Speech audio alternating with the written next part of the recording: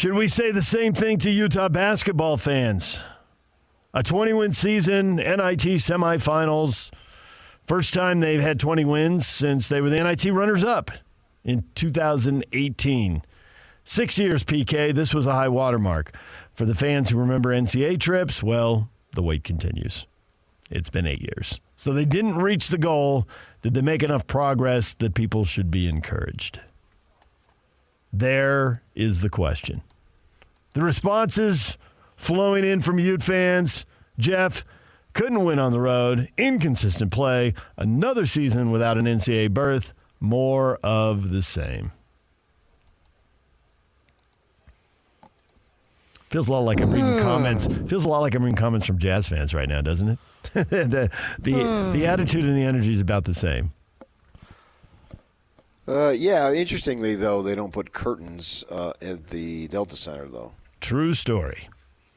Well, it still looked like there was packing them in. I was talking to somebody who was talking to somebody saying that they expect a big decline next season from the Jazz perspective. I said, I'm not so sure about that, but we shall see. People still want to go to the games. I don't think there's any question. Whereas in Utah basketball, that has been in question. No doubt about that. And I mean, that's just the pro level and the college level.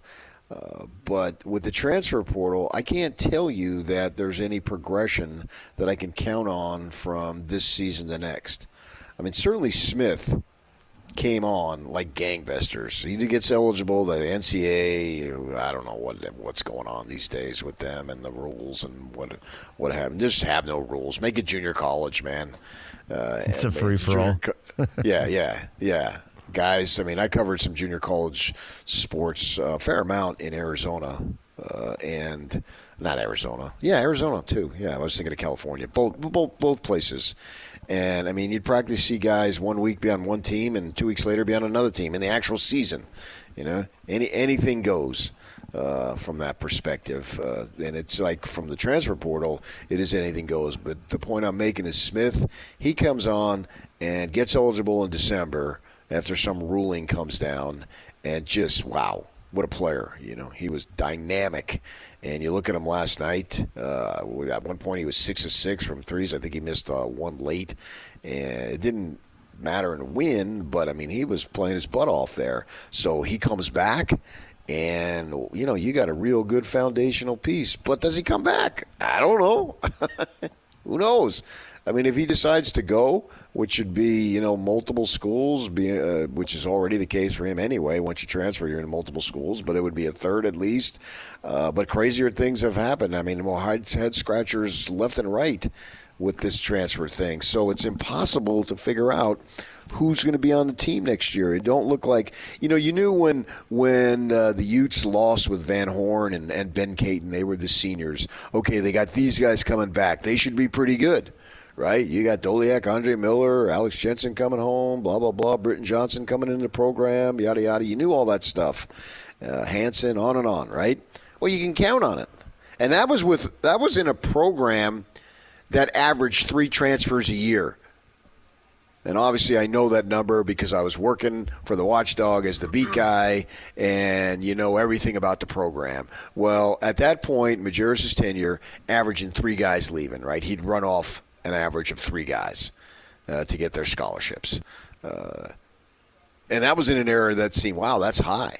But you still knew the nucleus that were coming back, and they did come back, and we know what they did. I can't guarantee anybody's going to come back. Literally no one can I guarantee any program. It's not particular to the U of U by any stretch. It's literally any program, and every program for that matter. It's funny how in a decade, just like everything changes. Kristoviak comes in. He's got to rebuild it. 6 wins to 15 to 21. And then in his 4th year, they're in the NCAA tournament, 26-9. They're in the Sweet 16, right? So there's that progression that historically you want to see from college basketball. Craig Smith, really similar. 11 wins to 17 wins to 21 wins. That 4th year, but the rules have changed. So to think that 4th year, he's going to add 1 or 2 guys and then everything, and you just don't know anymore. Because now you just like stir everything up. And what coach is going to move, and take his guys? What school's going to get a pile of NIL? We're sick of this, and they're going to go invest, and they're going to pull in guys. And what school isn't going to have enough and lose 6 guys who go to the NCAA tournament like your Sun Devils did? The stories are all over the place. Everything is new. Everything is different. Who knows? You know what it reminds me of is fantasy draft. Yeah, you're right. You're right. Yeah. If you're not in a keeper league, and most people aren't, it all starts over. Right. Well, right. I didn't draft Patrick Mahomes this year. I'll get him next year. Yeah, that didn't happen in real life. But now you get the basketball Patrick Mahomeses. I haven't done it in years because I got tired of it. But when I would do it, it was a big deal. And we would draw the selections out of a hat. It was 10 to 12 guys. We did it every year, Daily Breeze basketball.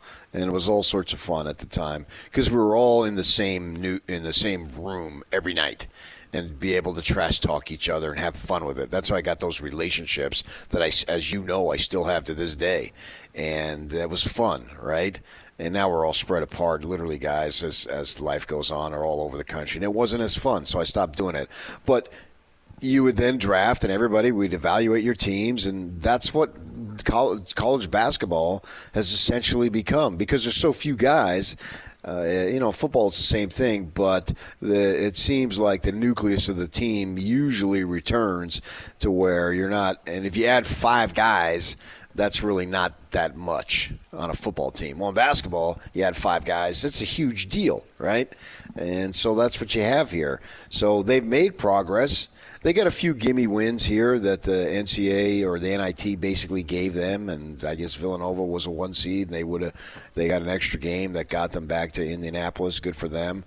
But at the same time, who's coming back? I can't tell you. So I don't know what this – they clearly made progress this year, but I can't tell you that this progression will lead to anything next year. We know Brandon Carlson's gone. That's a fact. And who else is gone? And we'll find out in the coming weeks. Time will tell. And who do you get back? DJ and PK, when we come back, Jared Calhoun, Utah State men's basketball coach, joins us next. Tim Lacombe, Jazz Radio studio analyst and former BYU assistant coach. His Final Four tips coming up at 8:30. Stay with us.